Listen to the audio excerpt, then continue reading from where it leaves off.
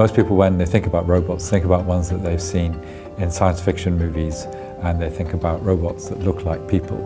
So a humanoid-like robot. And some robots are humanoid, but most robots aren't. And it's important to understand that the kind of robots that we're going to see more of, most of them will not be humanoid. And actually we might not even think of them as robots, but they will do interesting things for us. The objective of our centre is to build robots that do the jobs that people don't want to do or that are very hard for us to do.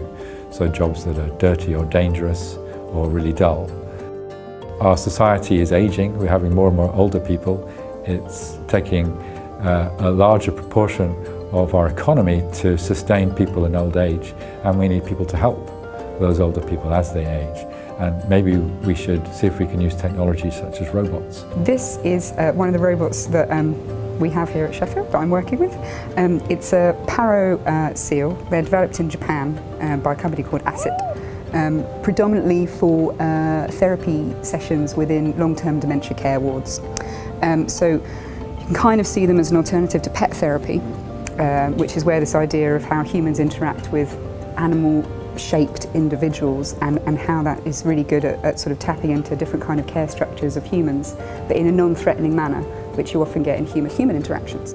One of the areas we're particularly interested in at Sheffield is understanding the human brain and how it develops.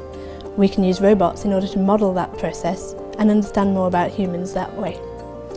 In addition, we can use robots such as this one, which comes to us as a blank canvas, and then we can teach it things.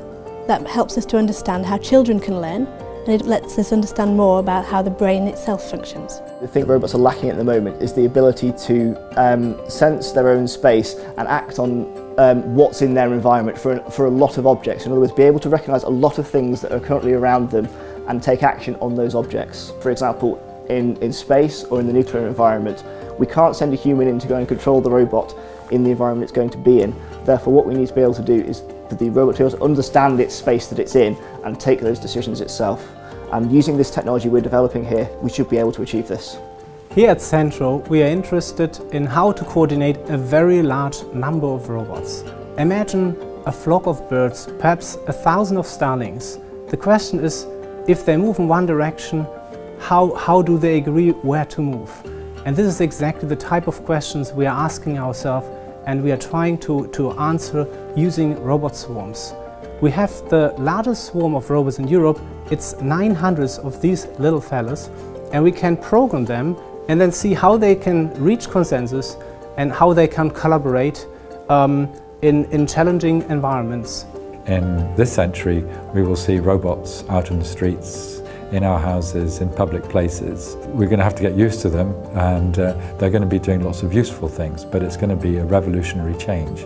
But I'm also keen that Sheffield is at the front of the revolution. I think we've got everything we need to do that. We've got world-class engineering here, but we've also got great science, great humanities and social science research, and all those things come together to contribute towards robotics.